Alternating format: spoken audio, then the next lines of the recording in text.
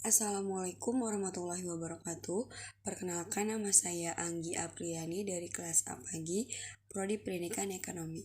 Di sini saya akan menjawab beberapa pertanyaan yang ada. Pertanyaan yang pertama adalah, jelaskan alat-alat pendidikan. Alat dan metode pendidikan jika diibaratkan sebagai dua sisi dari satu mata uang. Alat melihat jenisnya, sedangkan metode melihat efisiensi dan efektivitasnya.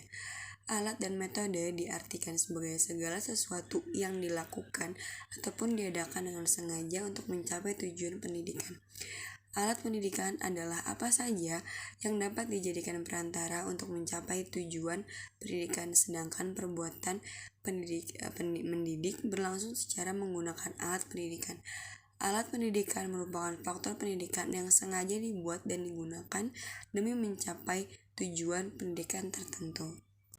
Pertanyaan yang kedua, jelaskan bagaimanakah kondisi lingkungan dan lembaga pendidikan yang kondusif menurut saudara.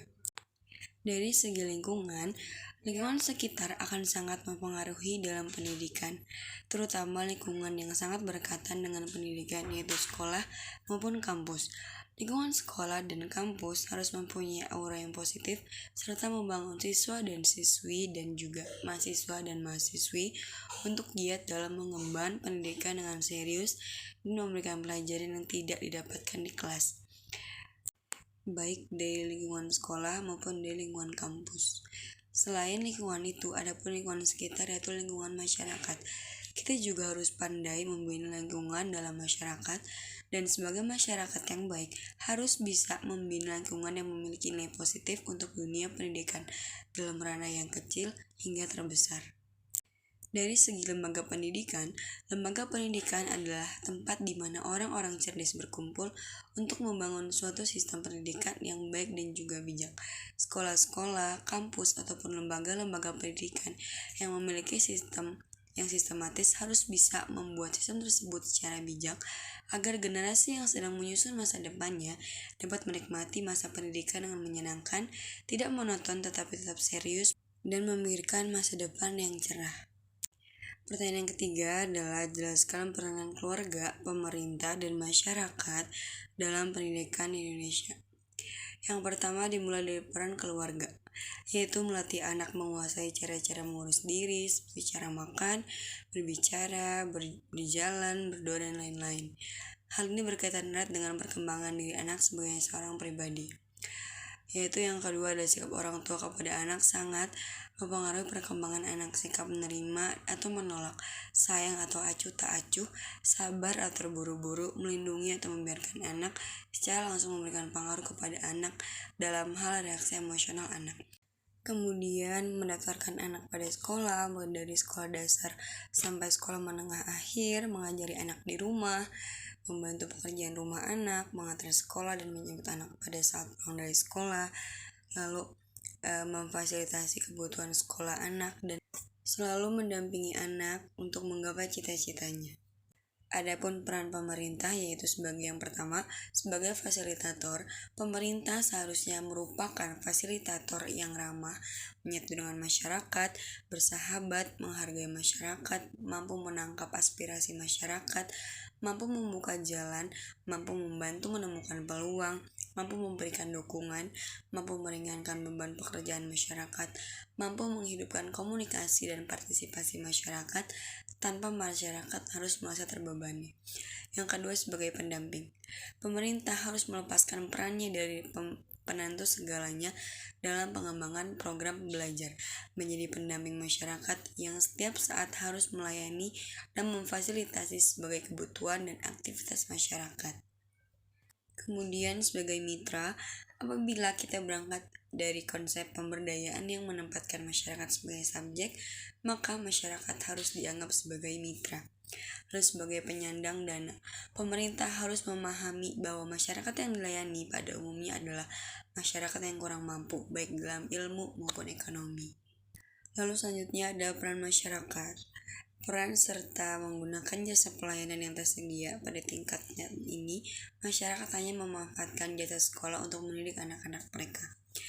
Lalu peran serta dengan memberikan kontribusi dana, bahan dan tenaga pada PSM atau peran serta masyarakat, Jenis ini masyarakat berpartisipasi dalam perawatan dan penggunaan pembangunan fisik sekolah dengan menyumbangkan dana, barang, atau tenaga.